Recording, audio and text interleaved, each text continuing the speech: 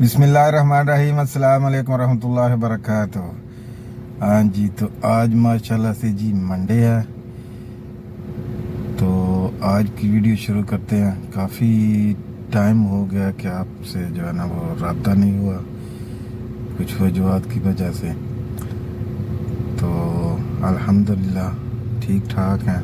उम्मीद करते हैं कि आप भी सब ठीक ठाक होंगे। तो आज का मौजू है जी पकड़ दकड़। जो पहले लोग आए थे ना 2023 के शुरू में, आखिर तक जितने विजिटर आए हैं मलेशिया में, उन पे बात करते हैं कि उन्होंने क्या जो है ना वो नुकसान किया और क्या उनका फ़ायदा हुआ है। तो शुरू से लेकर पूरे साल में जितने विजिटर आए हैं, तो बहुत ज़्यादा जो है ना वो इलीगल होने की वजह से जो है ना, वो पहले भी आपको बताया है कि जो इमिग्रेशन वाले हैं उनको तो सारा पता होता है कि कितने लोग आए हैं, इंटर हुए हैं और कितने लोग जो हैं वो आउट हुए हैं, 1 महीना विज़िट करके, 2 महीने विज़िट करके। तो वो सारा जब हिसाब किताब उन्होंने निकाला तो बंदे सारे इधर ही थे। तो फिर जनाब उन्होंने प्रॉसियाँ शुरू की और काफ़ी जो है ना वो पकड़ दकड़ आजकल शुरू है। दिसंबर से लेके अभी तक जो है ना वो रोज़ाना छापे पड़ रहे हैं। जहाँ पे भी उनको इन्फॉर्मेशन मिलती है कि ज़्यादा फार्नर हैं, उधर जनाब वो ऑपरेशन करते हैं और काफ़ी सारे लोगों को है जो पकड़ के ले जाते हैं। मुख्तलिफ सज़ाएँ भी दे रहे हैं और जनाब अंदर जो है ना वो कितनी कितनी देर रखते हैं, रिमांड लेते हैं। हाँ जी, तो ये तस्वीर है जनाब, पिछले हफ्ते इधर जोहर में बहुत बड़ी अपरासी हुई है। एक फैक्ट्री एरिया था मेरे ख्याल में। फैक्ट्री एरिया में जनाब किसी ने कोई कंप्लेन की है या किस तरह पता चला है उनको। CID भी उनकी काफ़ी जो है ना वो अच्छी है, इंटेलिजेंस। तो ये जनाब तकरीबन 80 से ज़्यादा बंदे पकड़े गए। तो पूरे मलेशिया में यही हालात हैं। कंस्ट्रक्शन और फैक्ट्री एरिया, इसका ज़्यादा जो है ना वो अपरासी हो रही है। अपरासी बोलते हैं जी ऑपरेशन को। तो ये हालात हैं आजकल मलेशिया में। काफ़ी जो है ना वो पकड़ दकड़, समझें कि जो लोग उस वक़्त आए थे ना उनकी शामत आई हुई है।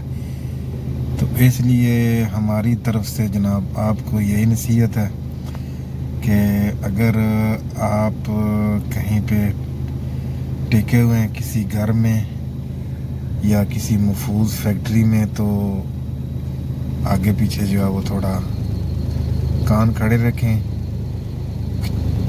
देखते रहें कि कहीं से कोई हलचल हो रही है तो अपना इंतज़ाम करें। क्योंकि एक बार पकड़े गए तो फिर जो है ना वो उनकी मर्ज़ी है कि वो आपको सज़ा देते हैं, जुर्माना करते हैं। ये तकरीबन 1 हफ़्ता पहले जो है ना एक दोस्त ने बताया कि उसका एक जानने वाला था पाकिस्तान में, तो उसको तकरीबन 10,000 रिंगट जुर्माना उन्होंने किया है। तो जुर्माना भी होता है और सज़ा भी होती है। 3 महीने भी हो सकती है, 6 महीने भी हो सकती है। ये उस वक्त जो जज बैठा है ना, वो अपनी सिचुएशन के मुताबिक फ़ैसला करता है। तो इसलिए जो है ना पूरी एहतियात के साथ रहें। और जो नए आने वाले हैं वो बिल्कुल भी विज़िट पे ना आएँ, इंतज़ार करें कि जब कभी वीज़े खुलें। अभी तो कॉलिंग वालिंग जो है ना वो नहीं खुली। हाँ जी, तो जैसा कि जनाब आपको बताया है कि कॉलिंग अभी बिल्कुल बंद है। अगर कोई थोड़ी बहुत खुली भी है तो वो है कंस्ट्रक्शन और लाडंग जो एग्रीकल्चर वाली होती है। तो बाकी सब जो है ना वो अब बंद हैं।